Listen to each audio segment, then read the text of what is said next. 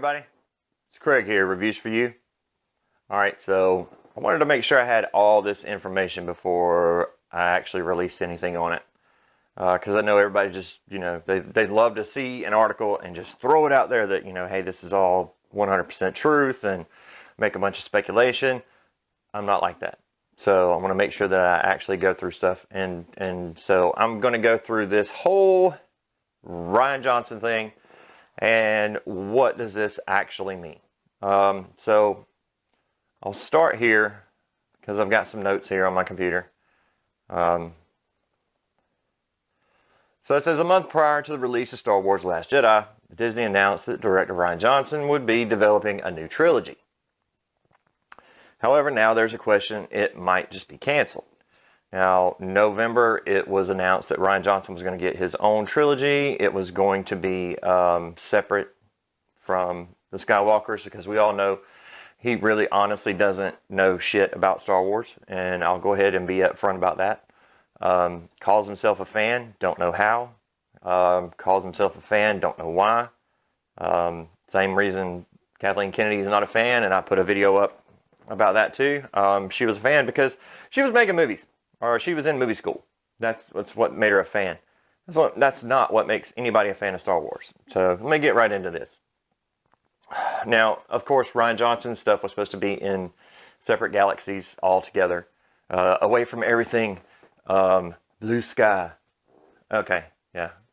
A trilogy. 3 movies that tell one story, which is what you were already supposed to be fucking doing in this one right here. But you just couldn't do it. You know why?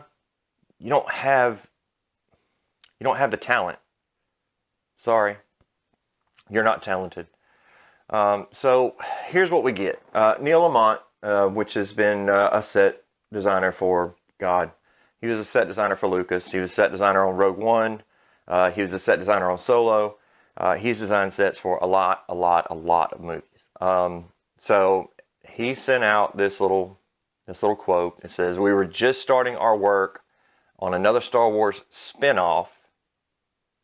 And yeah, we were actually just making our mark on Tatooine, which would have been interesting, and some other new galaxies. So hopefully, if that comes back, we'll get the chance to be able to do that further." So, I mean, let's go through that. To be clear, that does not necessarily mean that Rian Johnson stuff is actually canceled. Now, we all know that Rian Johnson's movies are never going to get made. They're just going to quietly slip off into nowhere. Because at this point, we've seen the damage that can be done if you put somebody that's this freaking weird and knows nothing about Star Wars directing and writing a Star Wars movie. Colin Trevorrow, on the other hand, could write a great one. But, we see how that went. Aunt Kathy didn't like that at all. You know why? Because it's actual Star Wars stuff, and she knows nothing about Star Wars.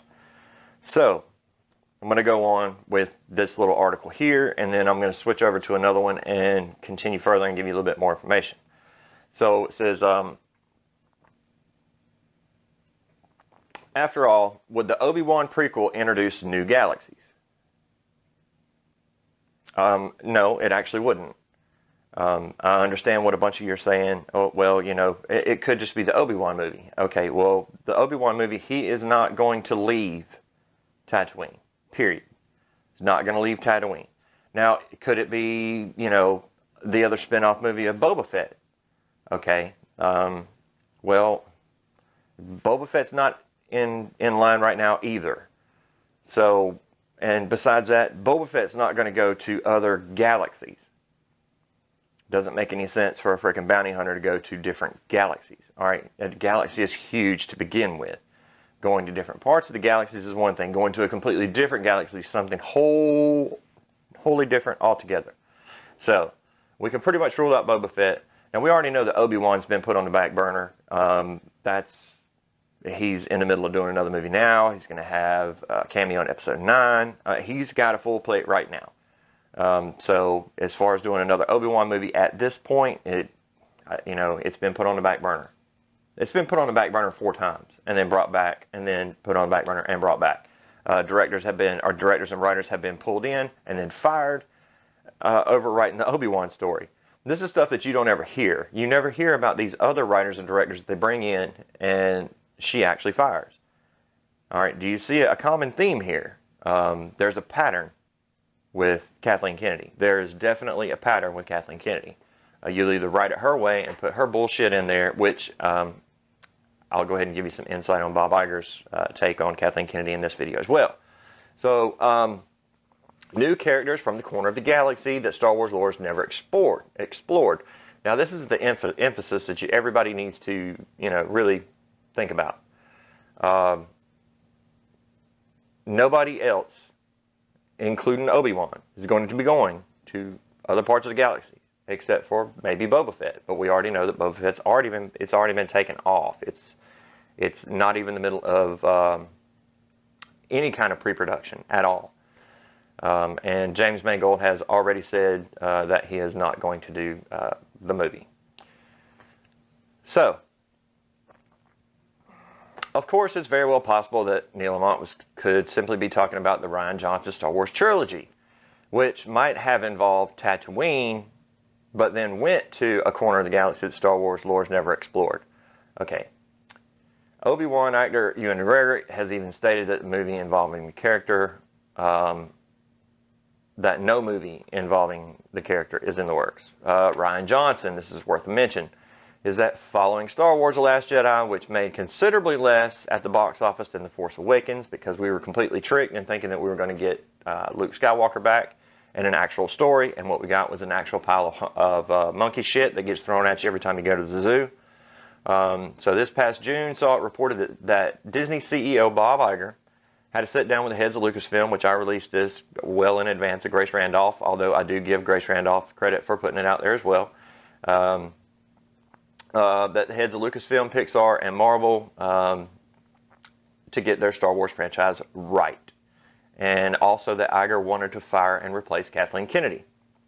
It has, which he still does, and she is still going, and this is still going to happen. It just has to happen at a certain time. What you get is you get information 3 months late. That's what they're going to do. She's going to be gone well in advance of when you get the information, and they're going to have to just let her step down. So, don't everybody hate. It's actually been said that these are the... Wait a minute. It's actually been said that there are those within Disney that hate what Rian Johnson did with Star Wars The Last Jedi. This also includes Bob Iger. Bob Iger could not stand the movie, but he gave Kathleen Kennedy the noose to hang herself. When you're a billionaire, you can afford to do that, I guess. Plus, I can also tell you that people inside of Lucasfilm are not happy with The Last Jedi either.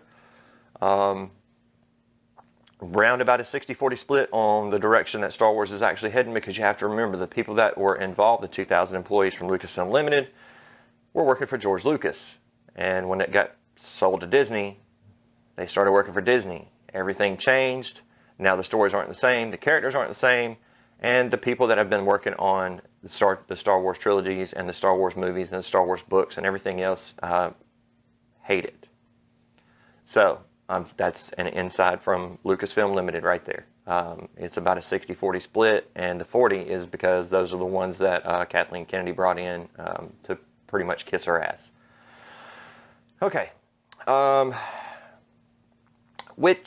so we'll go back. So, there are those in Disney that hate, this is underlined, hate what Rian Johnson did with Star Wars Last Jedi, which may in part be backed up by what Mark Hamill said about disagreeing with Johnson's portrayal of Skywalker, which we already know what Mark Hamill thinks of that.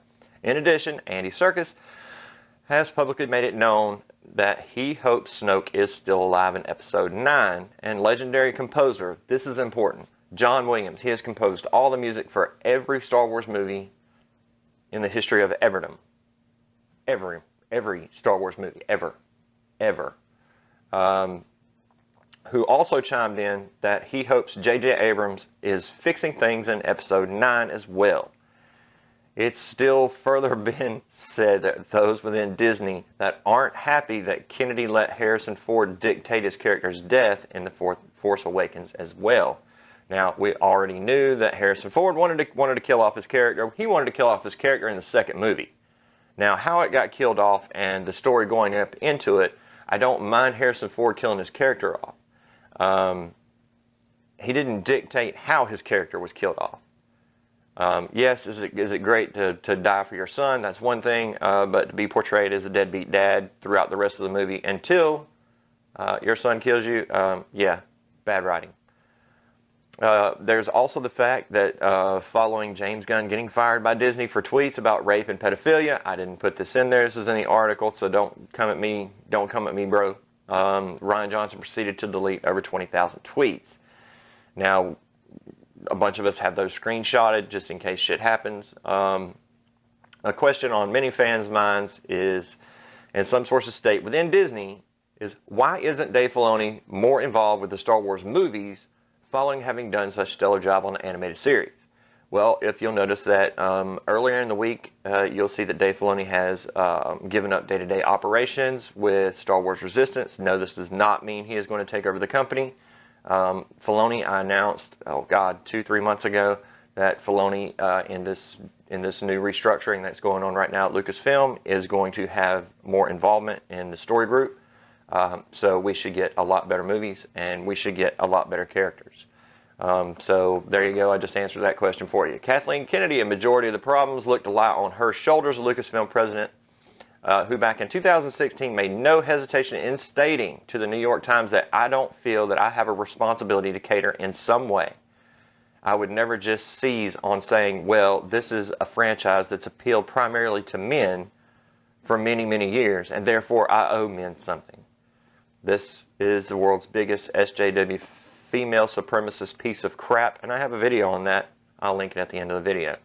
And this is what Kennedy is saying, is she doesn't owe the longtime Star Wars fans anything, which explains a lot, and it's something from an earlier report from June says Disney is not happy with, because the company realizes without us, the fans, there is no Star Wars. Under Kathleen Kennedy, there have been numerous problems, ranging from production problems with directors, as in Colin Trevorrow, which we all know that George Lucas and Mark Hamill both read the script, even in the new Star Wars that was going to be written, and both of them loved it. Daisy Ridley also read the script and was crying at the end. So, we know that it was a good script, but it didn't fit into Kathleen Kennedy's narrative. So, and I already did a video on that too. You can look back for that. You know what? I'll link it at the end of this video right here too, because it gives you inside information and direct quotes from both sides. So you really need to read it. You really need to watch that video right there. So she has gotten rid of Colin Trevorrow because of disagreements with Rian Johnson's Episode 8. Gareth Edwards getting replaced on Rogue One. We all know that they did that at the end. Josh Trank being fired from a spinoff. Y'all weren't aware of that one. That was actually covered up. Phil Lord and Chris Miller getting fired from Solo after 80% of the movie was shot, and then they brought in Ron Howard. To marketing, to actors, there's so much that she has done. Regarding episode 9, the report is that we know that Kennedy has absolutely no involvement in episode 9 at all. She is putting all this on J.J. Abrams. And I feel bad for J.J., just like I felt bad for Ron Howard. It's further been said that episode 9 is DOA, and that it's too late to do any course correction on the movie. Currently, Star Wars Episode 9 is in development at Disney, which is now filming. Yes, still developing and filming at the same time, because they've never had their shit together to have a script ready to actually shoot. Which is why what you get is a jumbled up piece of crap every time. Because, if you don't have everything planned out and a script up front, and you're just making shit up as you go along, this is what you get. But attitude reflects leadership. Product reflects leadership. Kathleen Kennedy is leadership. So there's plenty of things coming up that Disney's announced, like Favreau's new live action series, which is going to be about Mandalorians. It's more or less seems the fate of the current Star Wars movie universe under Kathleen Kennedy rests on the shoulders of J.J. Abrams and the receptions, both critical and fans, of Star Wars Episode 9, which comes out in 2019. Now, I'm going to go ahead and give you some quotes from Andy Serkis. It's a great character, and he's the one that actually played Snoke. Serkis told THR in March, I know it's frustrated a lot of people that Snoke came to such a sticky end so quickly, but I loved that big scene and the relationship between Daisy Ridley's character and Snoke. Which, yeah, that was actually pretty cool, but then that was pretty much the only thing you had. You had 3 minutes worth of cool. And where it goes from there and what escalates from that moment, you know, the fight that kicks off after that. So I really think I'd be very happy to extend Snoke's life, for sure. John Williams, the one that has done all the music for every Star Wars ever. So you can imagine he's seen every film. Race parents might be identified to us in the next film. The interviewer then remarks, I hope so. Williams replied, I hope so too.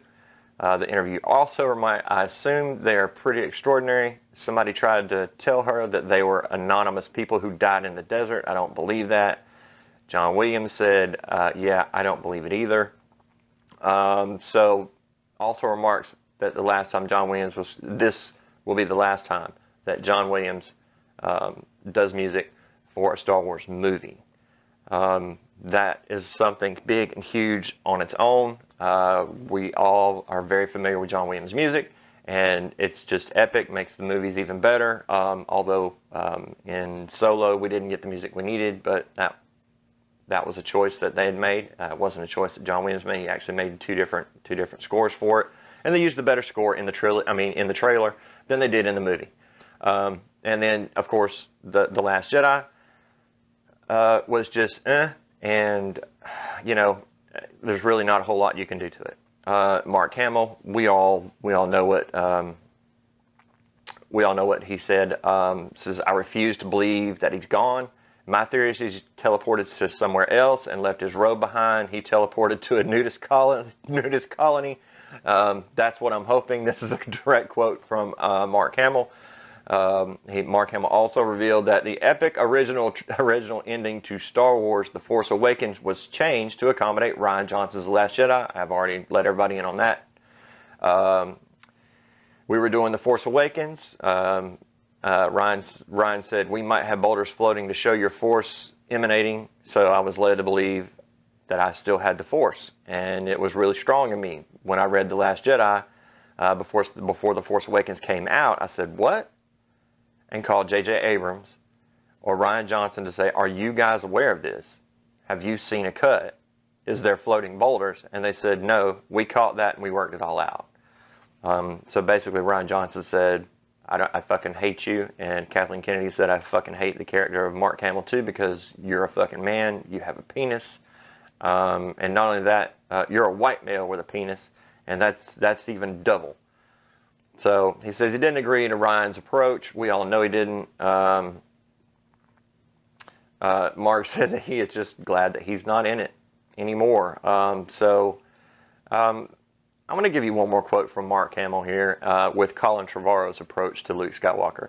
It says, the changes in directors have been hard for me because I admire Phil so much. Got fired. I admire Chris so much. Got fired. I admire Colin so much. Got fired. And their body of work. But again, it's got to be real difficult to come to a meeting of the minds on something this massive. Of course, because Kathleen Kennedy doesn't have a mind. It's kind of hard to meet with it. I had discussions with Colin. I was very excited because we were on the same page in terms of where we wanted to go and how we wanted to see Luke in a way that we had never seen him before. Even in this current version. But I don't know what went on. I don't want to know because there's no upside to that story. I've already told y'all what went on, and I'll give you like I said, the Colin Trevorrow link will be at the end of this, and you'll be able to watch that and know exactly what went on. And you're right, there is no upside to this, Mark. I like all those people. I like Kathy and I like Lawrence Kasdan and all the people involved in that decision. Don't get Lawrence and John confused, because John's the one that tried to make Lando Pando. So Lawrence is not. But sometimes ignorance is bliss, and they don't tell me anything. Colin Trevorrow also cryptically tweeted out the following. True story. The DPG site is written by a team of JP fans who are now our creative partners. When I have questions about canon, they set me straight. The new trilogy is built for a new generation, but not at the expense of the fandom. Without them, we're nothing. Now, so what does all this mean? I just gave you a ton of information and everything else. So let me just go ahead and break it down. Rian Johnson's movie is going to continue to be put off and off and off and off, and Rian is already aware of this. Okay, Rian is aware of this. Kathleen Kennedy is going to be gone. She is already aware of this. They're going to try to pander, and I've said this before, to every person out there for episode 9. They're going to bring in every character, every person that's not dead, including Thrawn, to try and save what Rian did to episode 8.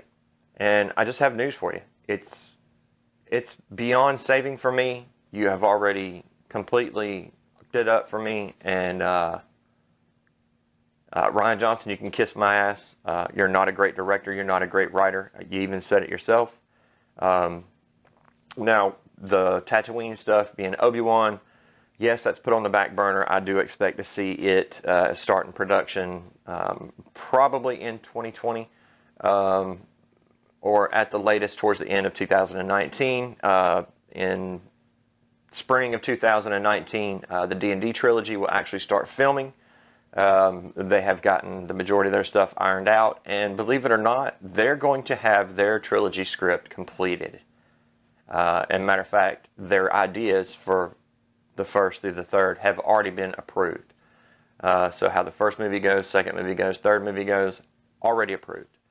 Because it doesn't have to go through Kathleen Kennedy, it has to go through the new president of Lucasfilm, which hasn't been announced yet, but I've already alluded to, and have alluded to heavily, especially during the live streams. So, there's your breakdown on that. Do I think Rian Johnson's trilogy is actually going to get made? Hell no, I don't believe Rian Johnson's trilogy is actually going to get made. I've already said this. It is just going to fade into the background the same way Kathleen Kennedy is going to fade away as well. The D&D trilogy is going to be the best of all. Episode 9 is going to be a complete shit show. You can't put that many characters and that much stuff to try and make up for another movie into one solid movie. And if they split it into 2 movies, they're completely opening themselves up to fucking bankruptcy. Because they're already $3.4 billion in the freaking hole at Lucasfilm. So, I know, you just got all that great news all at one time. Isn't that something? Next up is a Batista video. Because he's decided to respond after James Gunn got fired. And you know what? This is just for James Batista, right there. You big freaking fat SJW.